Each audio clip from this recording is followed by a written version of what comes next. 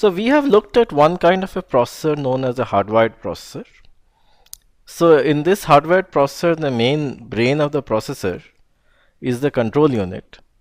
The control unit, as we have just seen, generates all the control signals, and these control signals control the movement of data inside the processor, right? So for different kinds of instructions, different control signals are generated. So this kind of a processor with a hardwired control unit is fairly common. In fact, that's the standard. But there is another kind of processor as well that gives us a lot more flexibility. In certain situations, it is used also in modern processors, such as the Intel line of processors. There are some instructions which run, so essentially the processor itself contains a hardwired part and what we call a microprogrammed part, where some very complex instructions are implemented using the latter, the microprogrammed part. So let's take a look at a microprogrammed processor in slightly more detail. So what's the idea of microprogramming? So in this case, we expose the internal elements of a processor pretty much to software, right? So to the assembly programmers, we expose the internal details of the processor which were otherwise hidden. So this allows us to pretty much code an instruction, right? So consider an add instruction. An add instruction is doing many things. So what we can do is that we can add a new instruction or modify an add instruction to, for example, instead of add 2 numbers, add 3 numbers, right? So we can change the behavior of instructions. We can do many more things.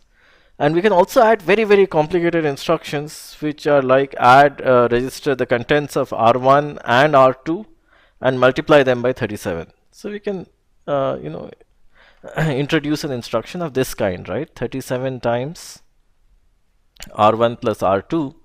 So, we can definitely introduce instructions of this kind. And we are searching for such kind of a processor which can give us this flexibility of doing many things, implementing. So let me, walk backwards, implementing complex instructions, fixing bugs in the implementations of current instructions, and also changing the behavior of instructions. As I said, instead of an add instruction, we can replace it with this if there is a requirement by applications.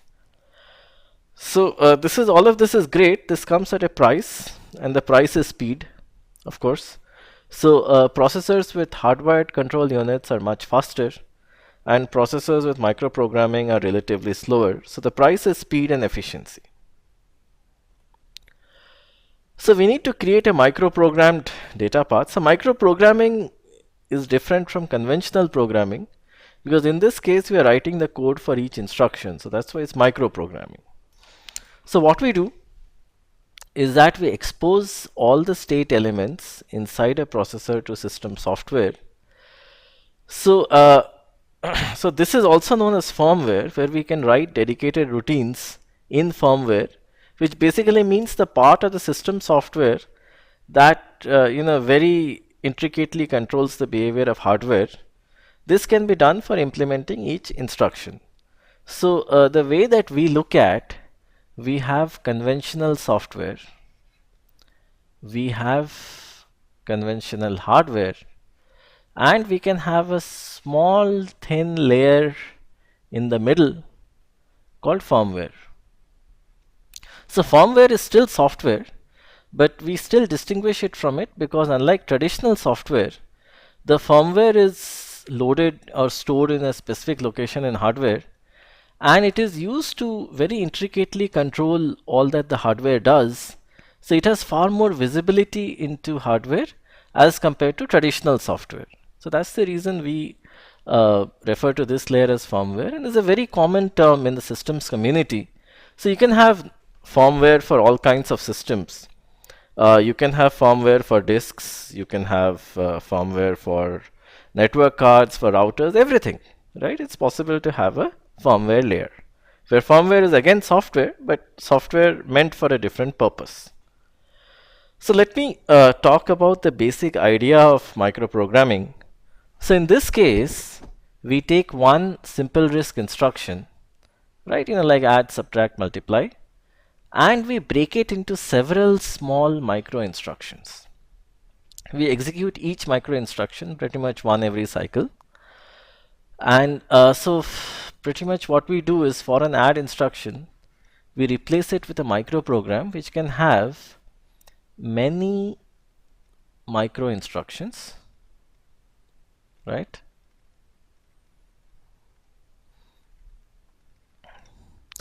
So what we do is that we start from the top and keep on executing till the bottom, and so basically this is a small program by itself, where instead of one high-level RISC instruction, we execute several micro instructions. Once this micro program is done, so it's typically represented something like this micro program. Once this is done, it means that we have completed finishing the execution of this instruction.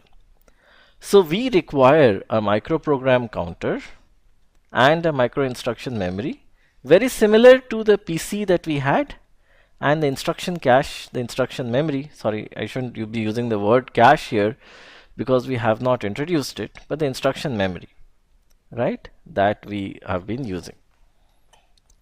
All right, so let's now, this also has different units, so let's take a look at the fetch unit. So in the fetch unit, we still have the PC register here. So the PC register is used to access the instruction memory and load the contents of a regular simple RISC instruction. The contents of the instruction are saved in the instruction register IR. So mind you, this is a micro register, and this micro register, which we are calling IR, instruction register, contains the contents of the so basically contains the contents of the instruction, where its address is given in the PC. So this is the address of the high level simple RISC instruction. We use this to access instruction memory, and the contents get transferred to the IR register. Let's now take a look at the decode unit. So in the decode unit, the input pretty much comes from the IR register, and so then what a little bit of circuitry does, which is pretty much hidden, is that we extract all the fields from the IR register. So for some instructions, some of the fields might not make sense, they might contain junk, but nevertheless we extract all the fields. For example, we extract the I bit, the immediate bit. We extract the RD field, which in normal cases stores the ID of the destination register. We extract the first source register, the second source register. We also have an immediate unit that extracts the 32-bit extended immediate after taking modifiers into account. So it extracts the immediate, right? So basically the 18-bit immediate is extracted to a 32-bit immediate. So recall that an immediate in simple RISC is actually 16 bits plus 2, where the 2 bits specify the modifier. So the 32 bits are available in the IMX register. In addition, what we do is that we take the offset part from the instruction. So of course at this point we don't know what is the type of the instruction, but we prepare for all kinds of instructions and we pre-compute all of these terms, right, the immediate and also the branch target. But of course it's not necessary that every instruction is a branch. So if an instruction is not a branch, this micro register will contain junk. But nevertheless, in the interest of time and performance, it's a good idea to compute things in advance just in case they are required. So to compute the branch target, what do? We extract the offset part from the instruction register, add it to the current PC, and we get the branch target. So we also compute this. All of these registers are connected on a shared bus. What is a shared bus? So a shared bus is basically a set of copper wires to which all of these registers are connected. But it is not the case that all of them are feeding their data to these copper wires, right? So then it will not work. So by default, these links between the register and the bus are actually turned off or they are open circuits. But it is possible for us, as we shall see in the next few slides, to occasionally read these registers. So to read these registers, or rather micro registers, what we need to do is we need to send a command, for example, to read IMEX, and then this connection from IMEX to the bus will get enabled, and what we'll see on the bus is the value of IMEX which others can read. After reading, again we'll send one more command, or automatically this link will get cut off and the bus will not contain the value of IMEX. So what again is a shared bus? It is a set of shared copper wires. Alright. So now let's take a look at the next stage, right? The execution stage, the EX stage. So this contains the register file. So what we shall do, we augment this part of the processor with actually 3 more micro registers. So the micro registers are as follows. So one of them is reg source. So reg source is the register that we want to access, either for read or write, it doesn't matter.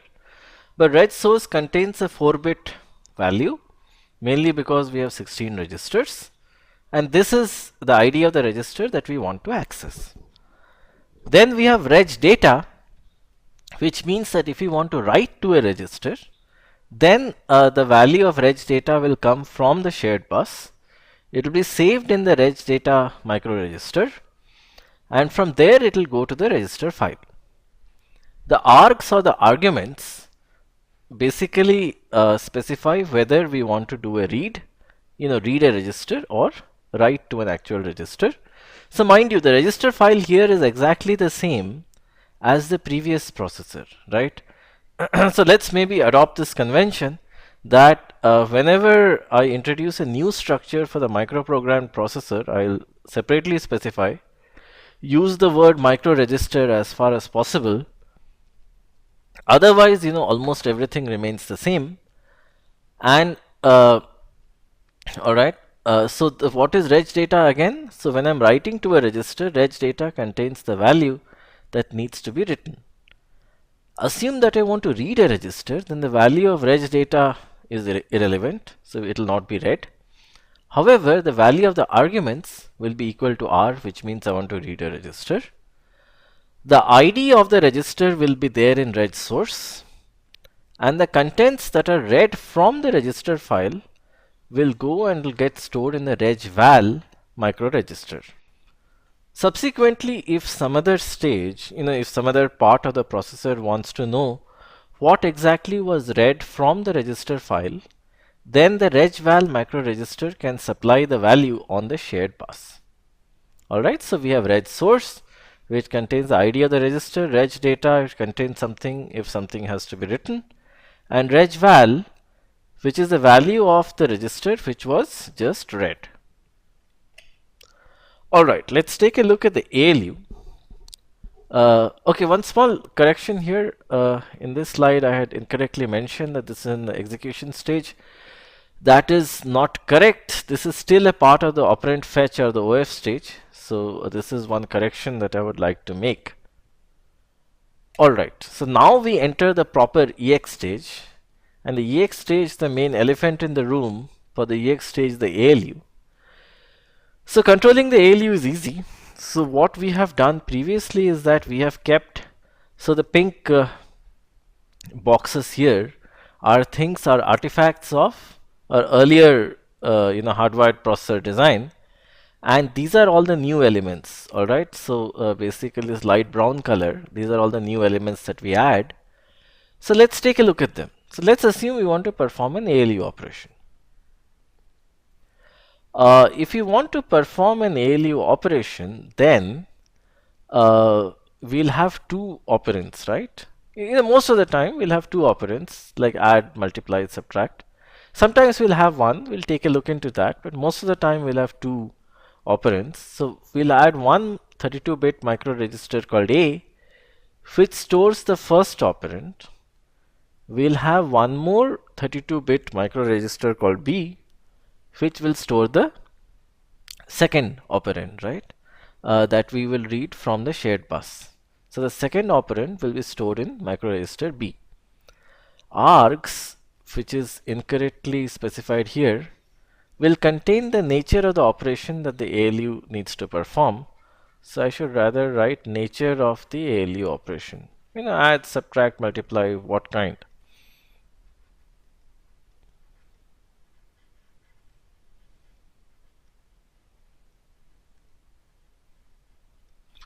So args will contain the nature, what exactly you want the ALU to do. So that will be there in args, and all of them will be read from the shared bus. So it is not that all of these units are active all the time, but we'll have a way of activating only a certain subset of these units depending upon what needs to be computed. So let's assume that the ALU is active, so it will read the contents of args directly from the bus A and B. After that, the result of the ALU, after the computation is done, towards the end of the cycle will be stored in another micro register called ALU result. And for each of these micro registers, they will contain their value till they are overwritten. So ALU result can further supply this ALU result micro register can supply the value to others units on demand, of course, via the shared bus. So everybody operates via the shared bus.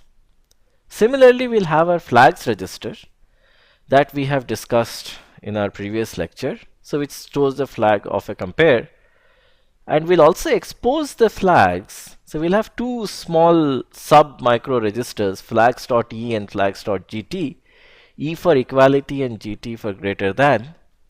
So these two sub micro registers will also be able to export their values on the shared bus to whoever who requires it, right? So these are all the micro registers, that we add in the ALU stage, A and B.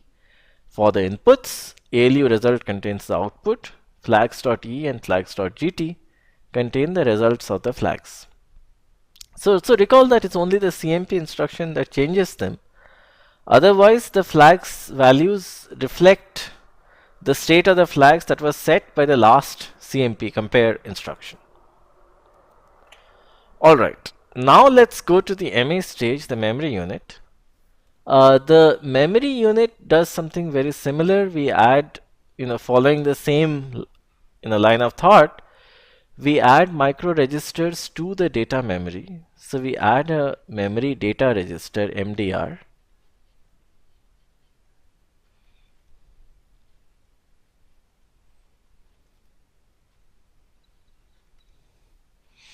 Similarly, we have a memory address register.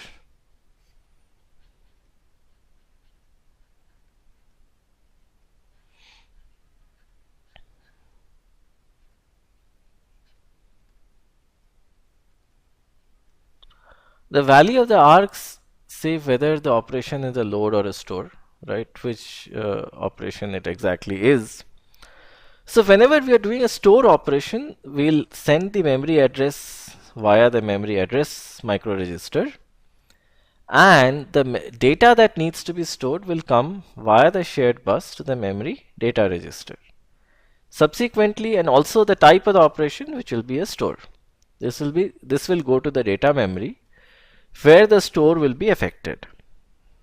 If the operation is a load, then of course the args here will contain the fact that this is a load operation, and so the MDR will not have any value, but the load will have an address. So the address will be stored in the MAR or memory address register, and the result of the load will be stored in another micro register called LD result, load result. This is similar to ALU result, exactly similar in spirit. So this will contain the result of the load, which can be given to others on the shared bus. Alright, so what we have done is we have taken again our old unit, which is the data memory in pink, and we have added three new micro registers, MAR for the address, MDR for the store data, and load result for the data that we read from data memory. So we add these three micro registers. Alright, so what does our microprogram data path look like now? this is what it looks like. So what I've done is I've taken all the small diagrams that we have been introducing over the last few slides, and I've collated them into one large diagram. So let me start from one side. So given the PC or the program counter, so this is connected to the shared bus, of course. And so this was not, maybe it was not mentioned in that slide, but it needs to be connected to the shared bus, both for read and write. It accesses the instruction memory. The contents of the instruction memory go to the IR instruction register, which contains the contents of the instruction. We have a little bit of circuitry that breaks the instruction into its constituent fields, namely the immediate bit, RD, RS1 and RS2 fields, the extended immediate, the 32-bit immediate that we get from the 18 bits embedded in the instruction. We also calculate the offset. There'll be an offset, some bits in the instruction specify an offset, so we add it to the PC to get the branch target. Simultaneously, the instruction, particularly the opcode of the instruction, goes to the microcontrol unit, which decides, for one given instruction, for every separate instruction, there is a separate microprogram, so it decides which microprogram needs to be run.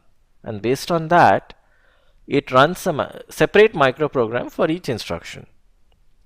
So what again is the advantage? Well, the advantage is we have complete flexibility, as we shall just see.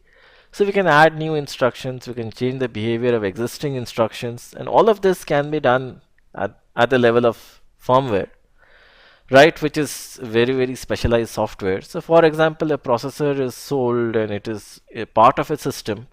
After that, we can change the way its add instruction operates. So that's pretty cool in a lot of cases.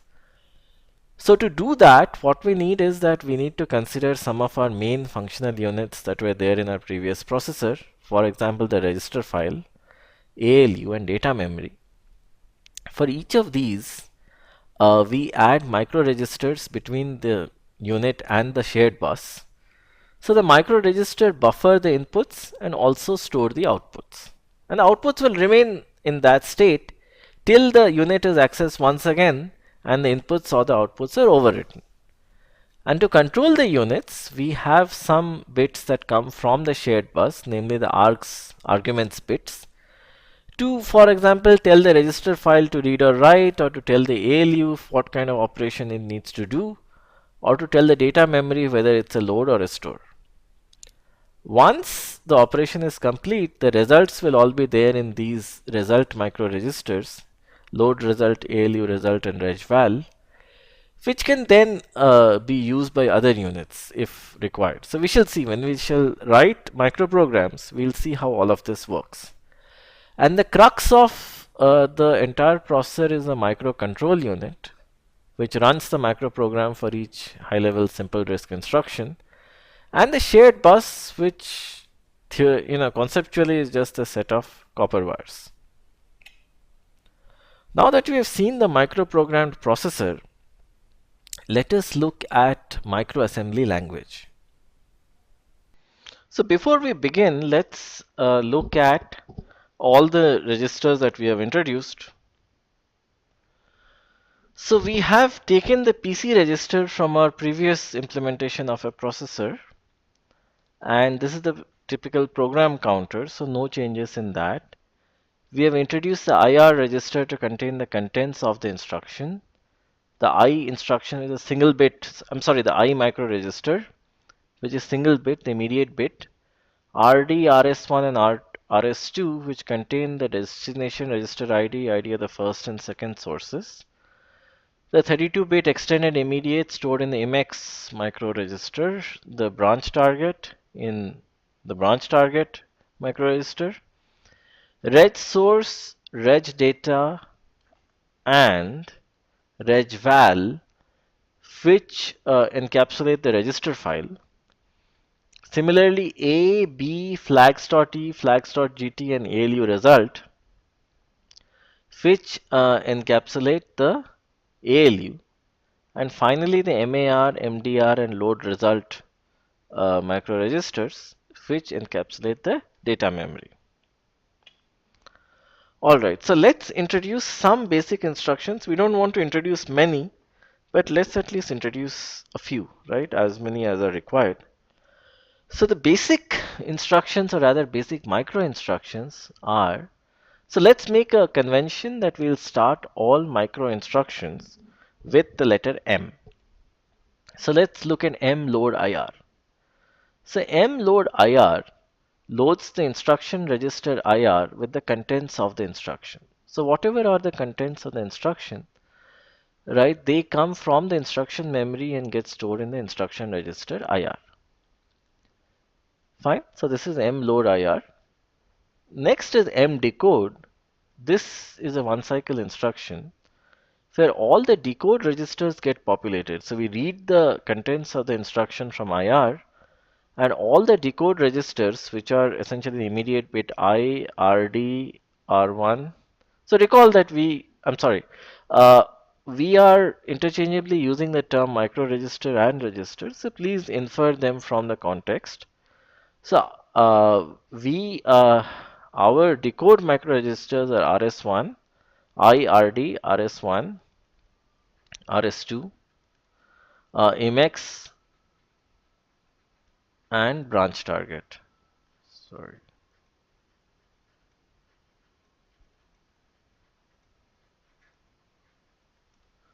All right, so these are our decode registers, micro registers. So what we do is that the M decode instruction, we wait for one cycle, and in the one cycle, we expect that the circuitry that takes the contents of the instructions from IR would have populated each of these registers here, right? Subsequently, once we have decoded, we call the M switch micro instruction, which loads the set of micro instructions corresponding to a given program instruction. A simple RISC instruction. Let's, for example, if let's say the program instruction is add, we will know that it's an add in the decode stage. So this will go to the microcontroller, and this will load the set of micro instructions into some internal storage, such that for an add instruction, we can execute all the micro instructions that correspond to it. So this will happen with the mswitch instruction.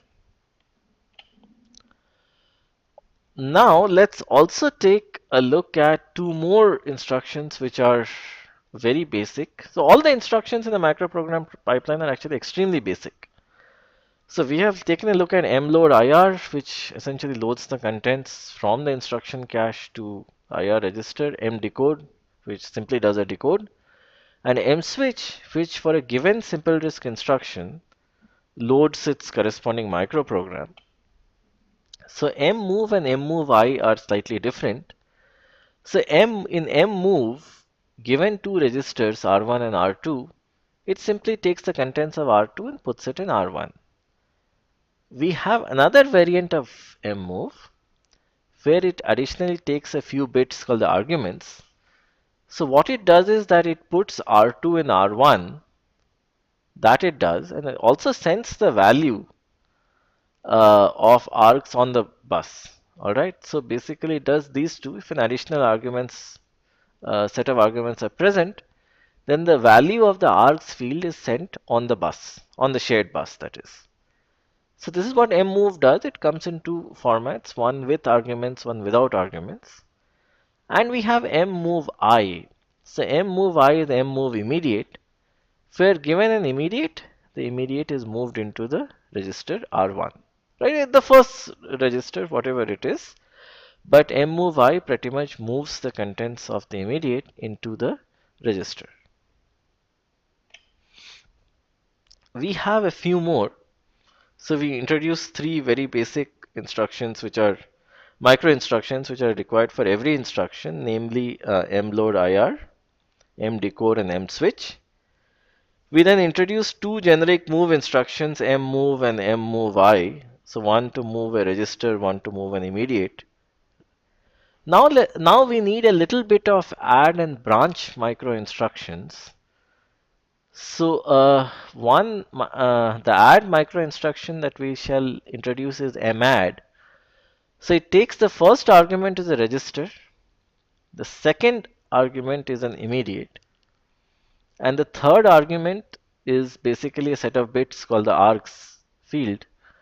So what it does is that it sets R1 similar to x86 where the one destination and source they are common. So we have it in a similar way where R1 is set to the old value of R1 plus the immediate. So R1 is equal to R1 plus the immediate. And we send the value of args on the bus. The arguments we send them on the bus. Similarly, we have MBEQ. MBEQ is it's a micro branch if there is an equality. So the equality is like this: we specify a register, specify an immediate, and a label, a micro label rather. So if R1 is equal to immediate, which means if R1 is the same as the contents of R1 is the same as the contents of IM, we set the micro PC in the micro program to the address of this label. So this is an artifact of traditional assembly. So it works in exactly the same way, but it's just that we send a register and an immediate, we compare them. If the comparison is successful, we do a branch. We also have an unconditional branch MB, which just takes a label when we set the micro PC to the address of the label, unconditionally. So we introduced three new micro instructions on this slide. madd for a micro instruction addition, mbq which is a conditional micro branch, and mb which is an unconditional micro branch. Alright, so let's summarize the 8 instructions that we introduced. The 8 instructions that we introduced are like this. That we introduced the mload IR micro instruction, which takes the contents of the instruction memory addressed by the PC and puts them in IR. mdecode populates all the decode registers. mswitch will jump to the relevant microprogram counter corresponding to the opcode of the simple RISC instruction. Then we define 3 instructions which actually use the arguments, and they can have different variants with or without arguments. But let's assume that even if arguments are not there, it's still part of the same generic variant where the arguments are not there, right? So, for example, in the mmove micro instruction, which takes a register 1 and a register 2, we set register 1, the contents of register 1 to the contents of register 2. And these are all micro registers. And we send the value of args, right? So we send the value of args on the bus. In specific, we send it to the unit that owns reg1. For example, if we send it to ALU result, it'll essentially go to the ALU.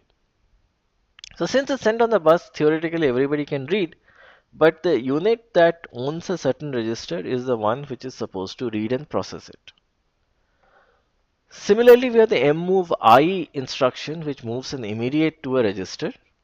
And so here also args is optional, but it works in exactly the same manner, where args is sent on the bus and the unit that owns reg1 ends up processing it. We have madd, which does the same thing. It sets reg1 as reg1 plus m. Args is again optional, but it does the same thing.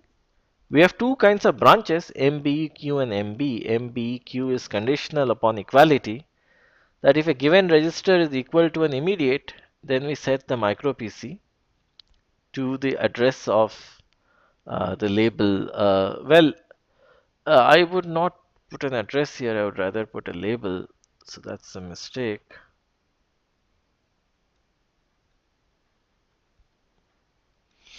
So here, whatever is the address corresponding to the label in the micro program, right? That will be set to the value of the micro PC. And MB is an unconditional branch. So that's an unconditional branch. So in this case, we will jump to the label in any case. So the micro PC is set to the address of the label. So these are the only 8 instructions that we introduce. and we'll use these 8 instructions to do all our work. So every every instruction in its microprogram will always have some instructions in common at the beginning. That is called the preamble, right, of every microprogram, which is common. So this preamble, we have made it start at the dot begin label. So the assembly format is also the same as simple RISC, which we introduced in chapter 3. So here we start with mload IR. We have to, because we need to read the contents of the current PC. Then we decode. So this is again common. Then we call the madd instruction to increment the PC by 4 bytes to go to the next simple RISC instruction. So basically we have PC equal to PC plus 4 over here, and which means next time that we read the program counter, it will be the next instruction, next simple RISC instruction. And then we start executing the loaded microprogram. Then we actually load the microprogram and we call mswitch. So mswitch does many things. Uh, what it does is it switches to the first micro instruction in the microcode sequence of the program instruction, of the simple RISC instruction. So it does two things. One thing is, given the simple RISC instruction, it first figures out which microprogram it's supposed to execute. Then it also moves the micro PC to the first instruction in that microprogram. And for example, add will have a separate microprogram. Subtract will have a separate microprogram. So whenever we encounter subtract and we have decoded it, when we call mswitch, it will move the micro PC to the first micro instruction in the microprogram, in the part of the microprogram that is specific to the subtract simple RISC instruction. So the preamble remains common. So all instructions will have to execute the preamble first, which are these 4 micro instructions. These are absolutely common. After this, the micro instructions will be different. So let's now look at the microcode of different high-level instructions. High-level meaning simple RISC instructions. So let's first consider 3 address format ALU instructions, something of the form add R1, R2, and R3, right? Something of this form, where we actually do R1 is equal to R2 plus R3. So what we do is that we first read all the values, we transfer them to the ALU, and then we perform the ALU operation. So the first step is we need to read the sources of the ALU operation, which in this case, in our running example is an add operation, but it can be any 3 address format ALU instruction. Then we do the ALU operation and we write the result back. So there are many steps here. Let's take a look.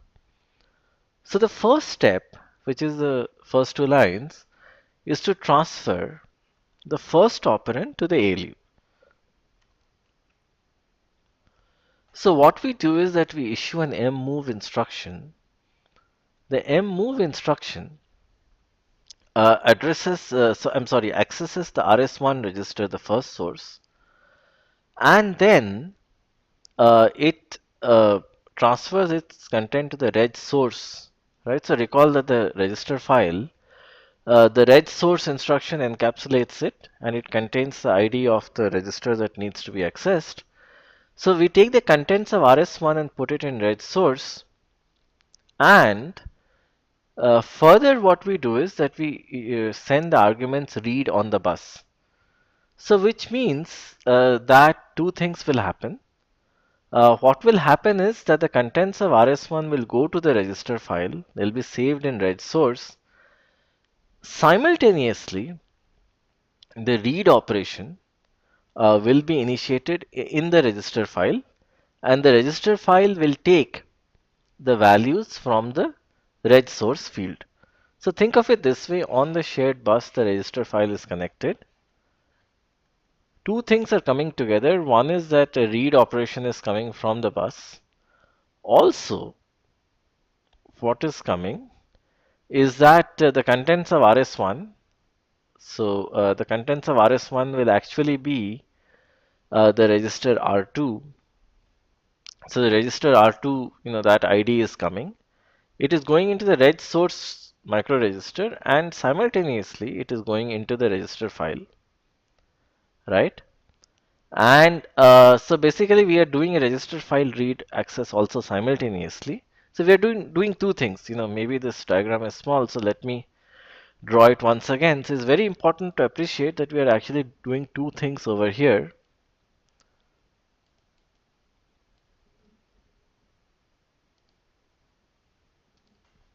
So let me draw the shared bus once again.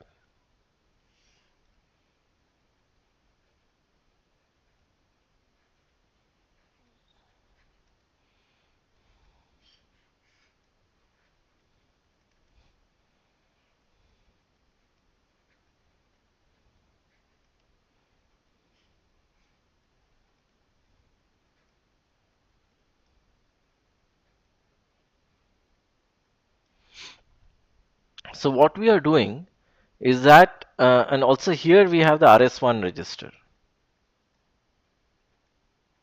So what we are doing is that we are executing an assembly instruction which in hardware is telling the RS1 micro register to send its value on the shared bus.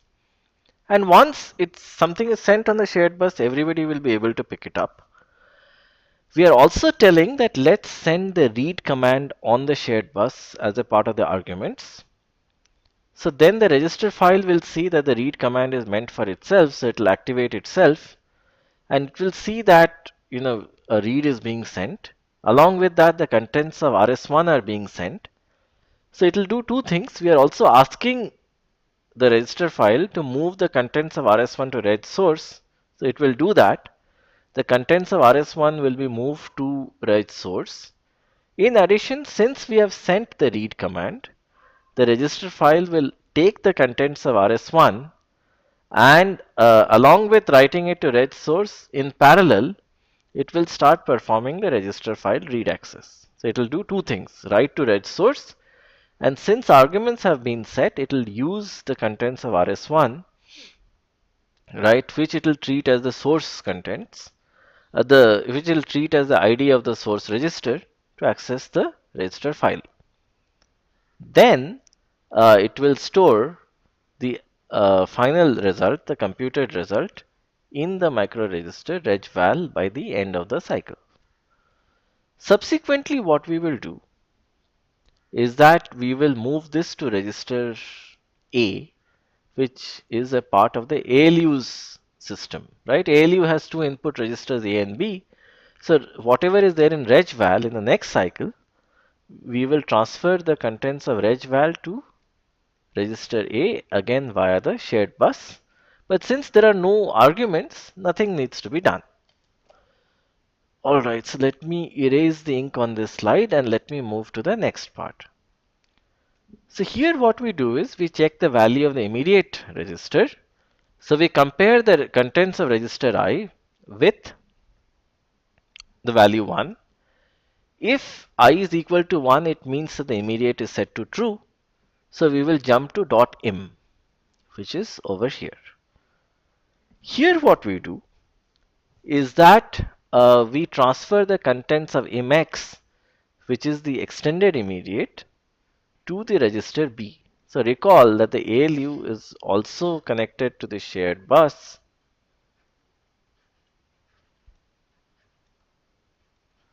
Via the registers A and B. Then the args are also coming in, and this is the ALU. And we also we can optionally send this data here if it's a simultaneous thing, which is exactly what we are doing here. So we are sending MX on the bus. MX is being written to micro register B. In addition, we are sending the ALU op, ALU op argument, which is basically what operation we want to do on the ALU, which can be add, subtract, multiply, all other compare all other ALU operations, these ALU operations are being sent to the ALU. So when the ALU sees that a command via the args field is being sent to it, it activates itself and it takes a look at what other data is being sent. So the value of mx is being sent and this is being sent to register B. So along with writing it to macro register B, it will also go to the ALU. And since A was already populated over here, both the operands are there in A and B, so the ALU will start doing the ALU operation. Let's take a look at the other branch of the if statement. If uh, the immediate field was 0, which means the second source operand is a register, right? If the second operand is a register, then we read the contents of RS2, which is exactly this statement repeated once again, that we read the contents of RS2, transfer them to reg source. Reg source is a micro register that encapsulates the register file. Simultaneously, we send the read argument on the shared bus. So along with writing the value of RS2 to reg source, it will also read the register file with whatever value is being sent. The output will be written to the reg val micro register. So again, a statement similar to this will be executed here. So since the value of A is already there and it has been set in advance, and now some ALU operation, add, subtract, multiply, whatever is coming via the bus, and we are writing the some value is being written to macro register B, we can write it to macro register B and also in parallel send it to the ALU, and the ALU will then process the contents of A and B and the ALU operation and write its result. So after this we move to the next micro instruction, and so we don't want to enter this part, so we'll directly make a jump, an unconditional jump to the RW label, where the RW label is here, so we'll execute this instruction. What we will now do is that we'll start the procedure to write the ALU result to the register file. So let me do a partial erase.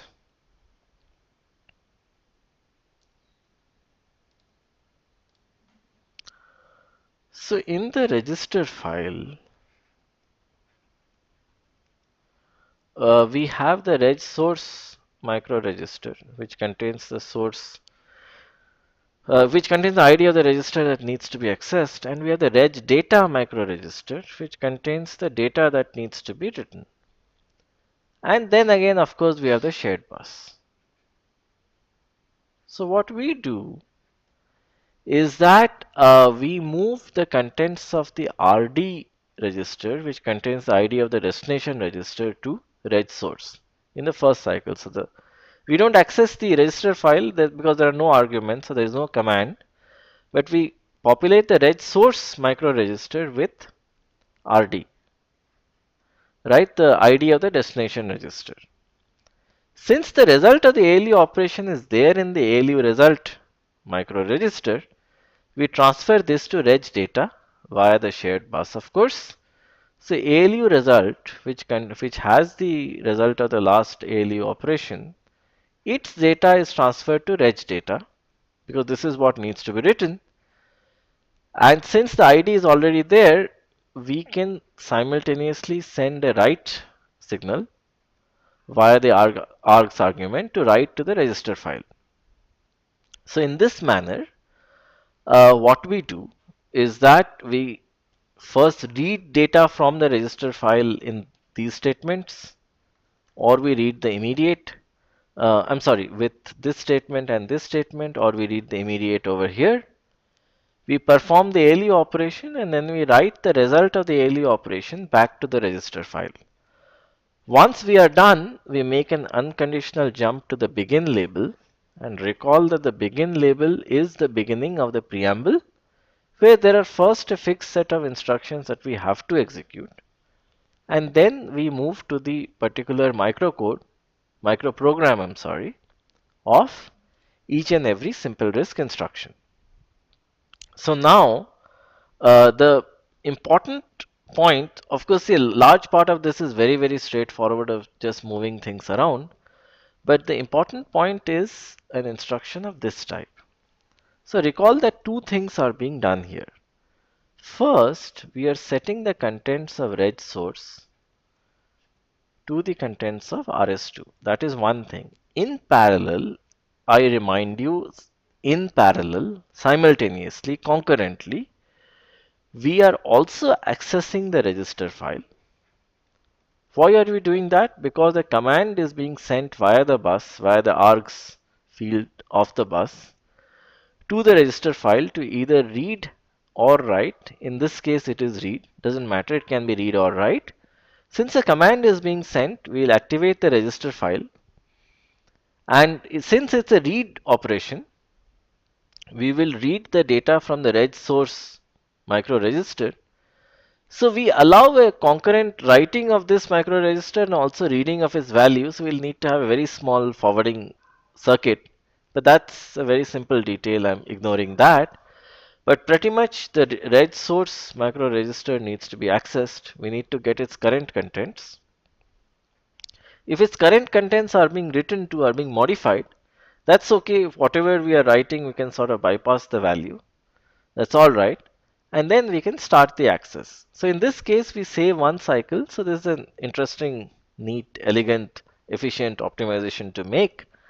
We do the same thing for an ALU operation as well, where we also write the value of regval to microregister B and also simultaneously initiate an ALU operation.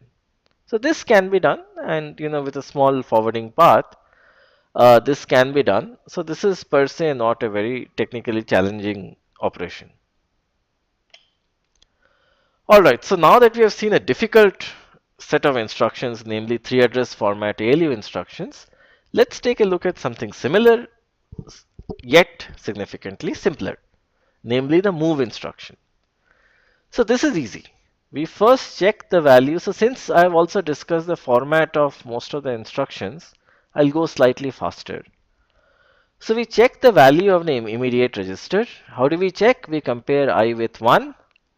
So we read the value of the I micro register, which has been populated in the M decode step. We compare it with 1. If the comparison is successful, which means I contains 1, we directly jump to .im.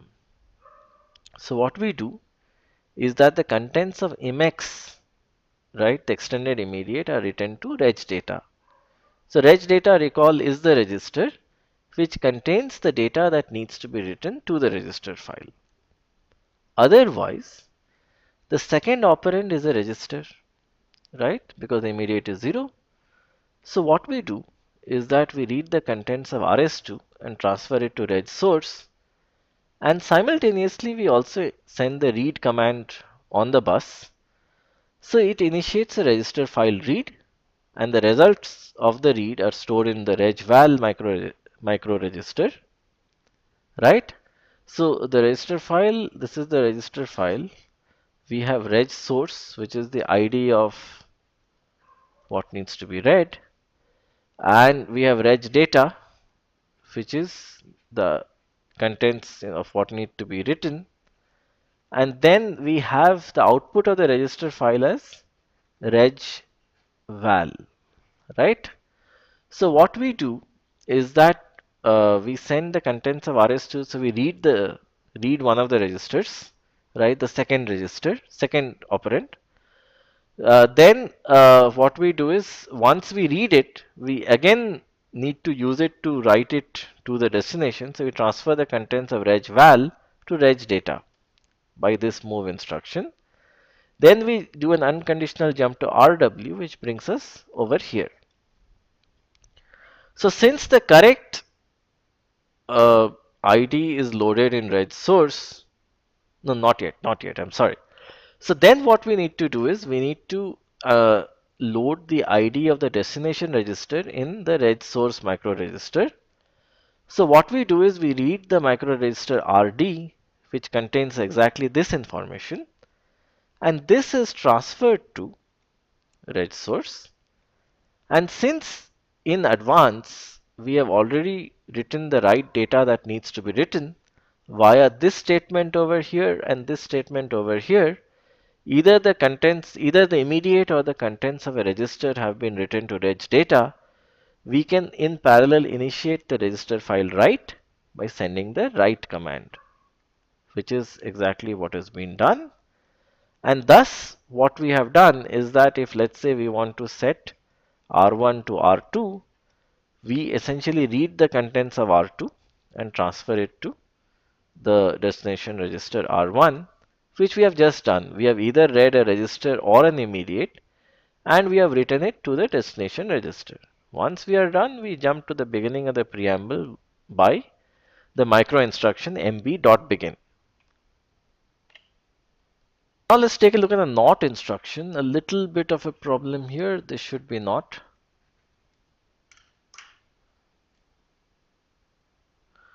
So here we do exactly the same thing, but we need to do a little bit more. So this is essentially a two address format instruction. So we do a little bit more. But recall that, try to understand that all the programs are written more or less in a similar fashion, with a little bit of difference here and there. So what we do is we check the value of the immediate register. So we again compare it with 1. If the second operand is a register, we do something, otherwise we do something else.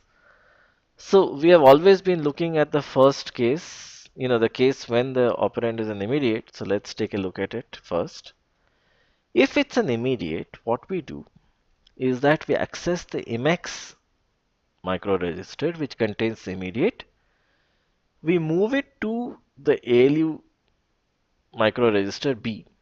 Why? Because recall that the ALU is encapsulated with two micro registers A and B, and we have always, even back in chapter 3, we have used B as the source of data for the NOT instruction.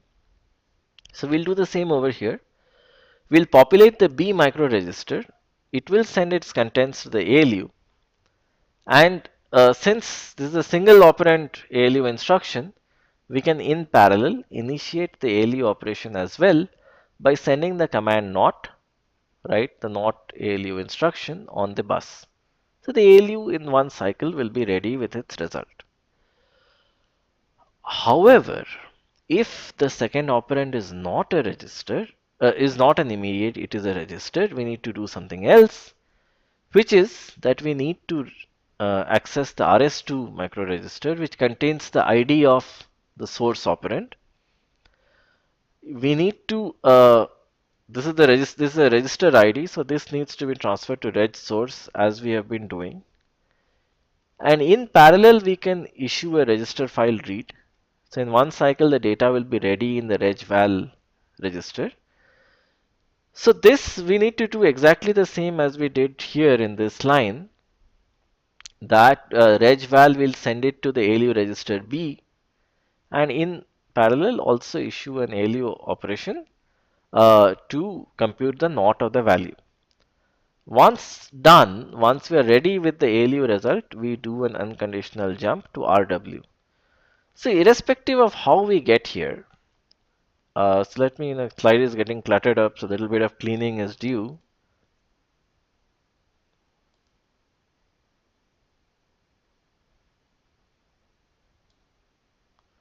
So irrespective of how we get here, what we know at this point is that the ALU has computed its value, and the value is present as of now in the ALU result micro register. And the value can come from two sources. It can either come from IMEX, which contains the immediate, or it can come from the register file where the ID of the source register is in RS2. In both of these cases, we have read, we have transferred the data to the ALU with uh, the command specifying that do compute the NOT operation. So once done, what is left? We need to write the result to the register file. So we transfer the contents of ALU result to the micro register that contains what exactly needs to be written to the register file, which is reg data. So the reg data micro reg is populated here, and we read the RD micro register that contains the ID of the destination register. This is sent to reg source. So we have a register file, and the register file has, this is an F, okay? It's an F. So it has reg source for the ID of the register and reg data for what is it that needs to be written. So reg data came from the output of the ALU, which is the ALU result, and reg source will come from the RD register, which contains the ID of the destination register.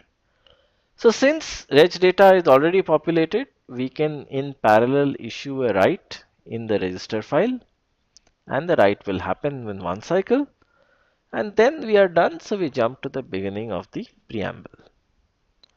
Alright, so we have done instructions of the form move and not, and also 3 address format ALU instruction. So let's see what's left.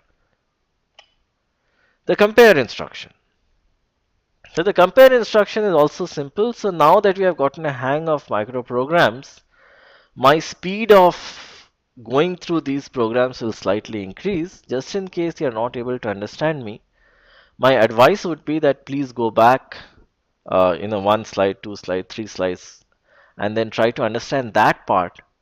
Also read the relevant sections in my book, and after that you will be able to understand these things. So they are very simple, but you just need to get a hang of it. So the compare instruction, same thing. Compare instruction, recall that it does not have a destination, it has two sources. The first source is always, the compare instruction is always of the form, it has one source in RS1. The second source can either be RS2 or it can be an immediate, right, IMX. So let's first read RS1. So we transfer the contents of RS1 to reg source, right? So the ID of what needs to be read. That is sent to reg source, simultaneously a read command is issued. So in one cycle the result is ready.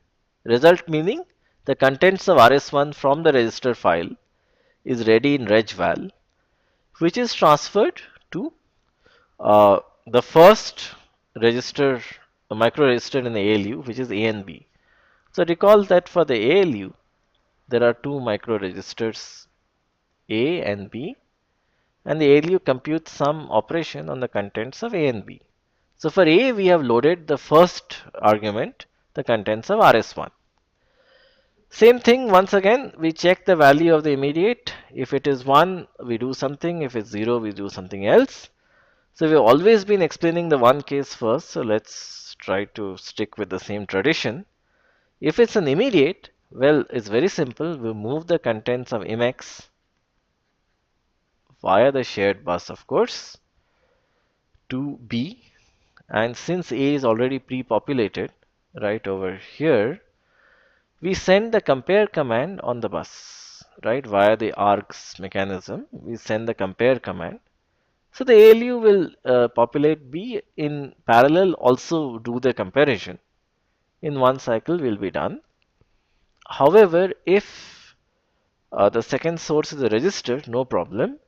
Let's read RS2, and to read it, we save RS2 in reg source and also issue the read command. In one cycle, the result is in regval, which is sent to B, right? B again. So B can either get its value from the immediate, from IMX, or from the register file, doesn't matter.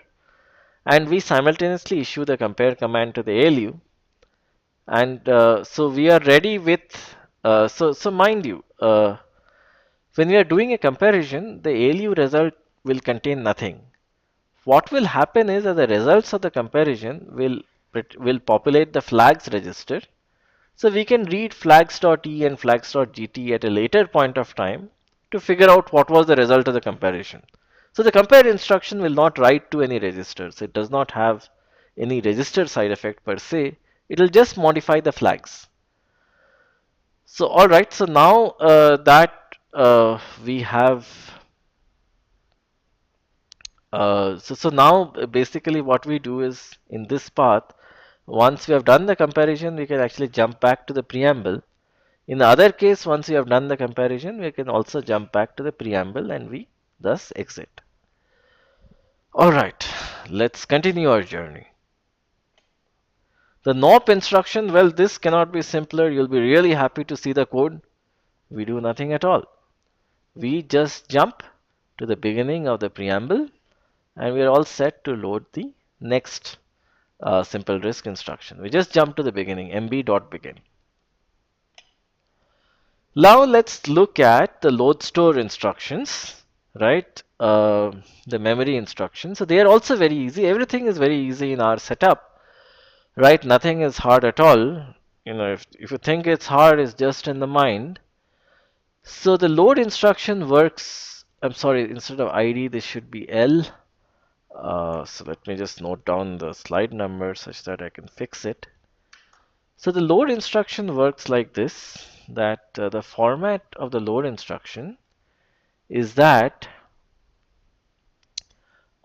we actually write to a destination register and we have an immediate which contains the offset and RS1 contains the RS1 is the base register. So this is the format of the load instruction.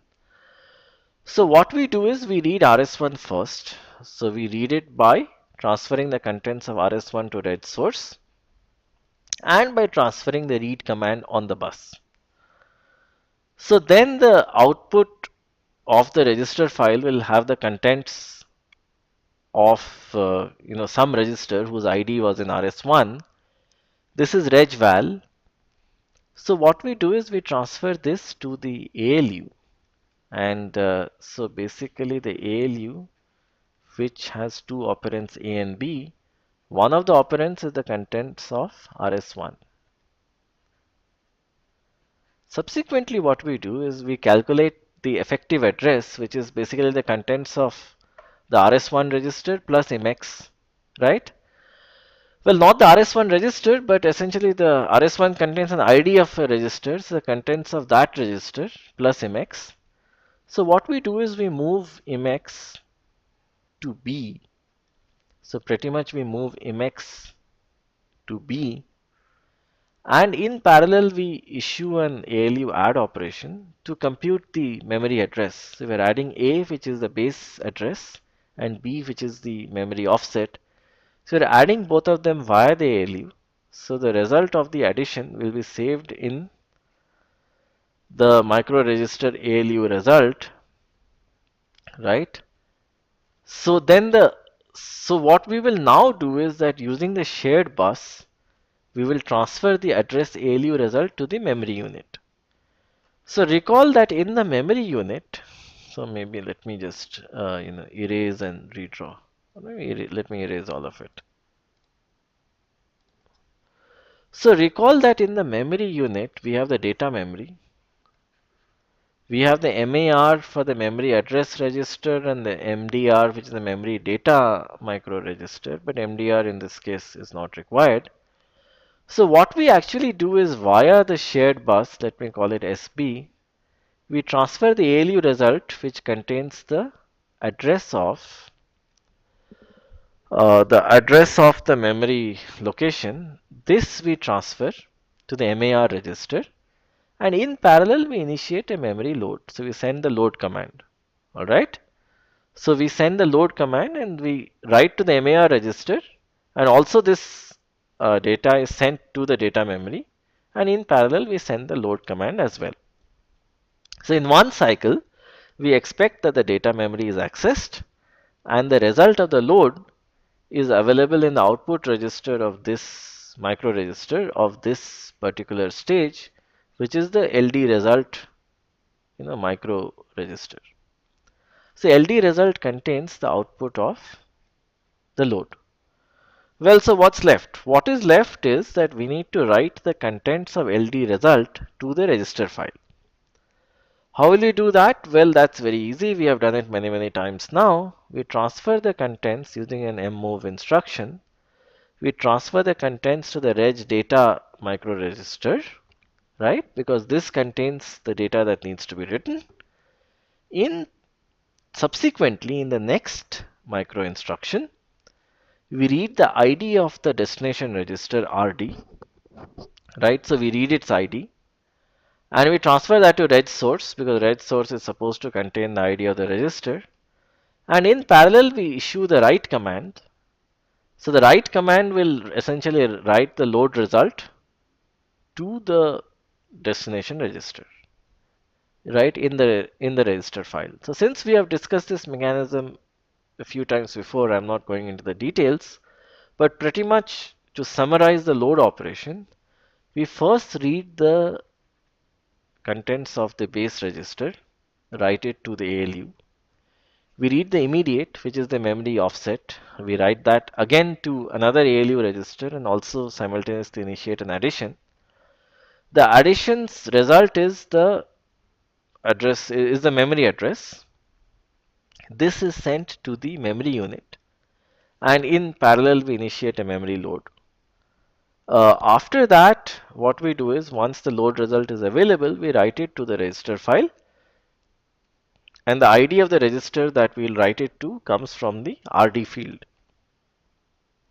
So once the load is done, we can jump back to the beginning of the preamble by doing an unconditional jump to the dot begin label. Well, we did load, so symmetry says that we have to do store.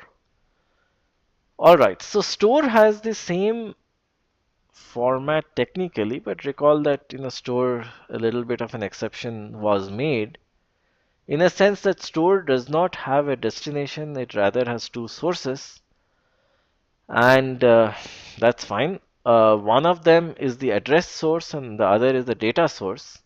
So this is also a register which contains the data that needs to be stored in the memory address. So we have discussed the store exception. So let me say how this is implemented in microcode. So what we do is that we do the same, two lines are common. We transfer the contents of RS1 to reg source and we initiate a register read. And the contents of the base register go to the ALU register A. We subsequently read the value of the IMEX. IMEX is the offset, the immediate. This is sent to the ALU via its microregister B. We then initiate an add operation in parallel. So the ALU result contains the memory address. And the memory address is then sent to the MAR register on the memory address register. So recall that the memory access stage with the data memory, DM for data memory, is organized like this, that we have an MAR and MDR micro registers and of course some arguments that come from the shared bus, SP for shared bus. So in the MAR register we save the result of the ALU operation, which gives us the memory address, and for the reg source, so reg source is the ID of the register that we either need to read to or write to. So what we do is we populate this. So how do we populate it?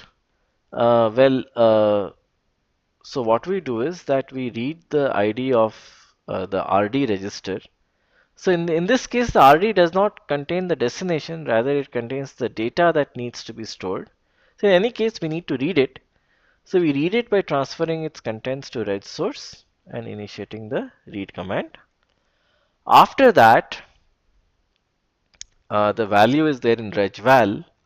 So this is transferred to the memory data register MDR. So basically the value comes to the MDR register, right? MDR. So this is the value that needs to be stored in the data memory. So in parallel, in the previous case, we had a load command that we are issuing. In this case, we issue a store command, store to the data memory, DM. All right. So this is what will it do? Since the memory address has been pre-populated in this line, so let me maybe do a little bit of erasing.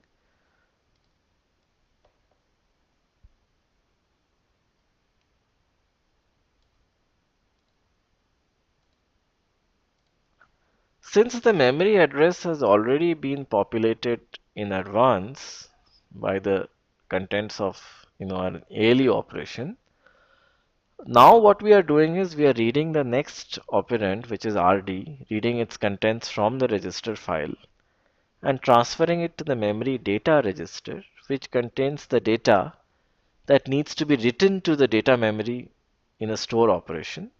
And since the rest of the arguments are all there, we can in parallel initiate a store operation via the args field, and that will store the data to the data memory.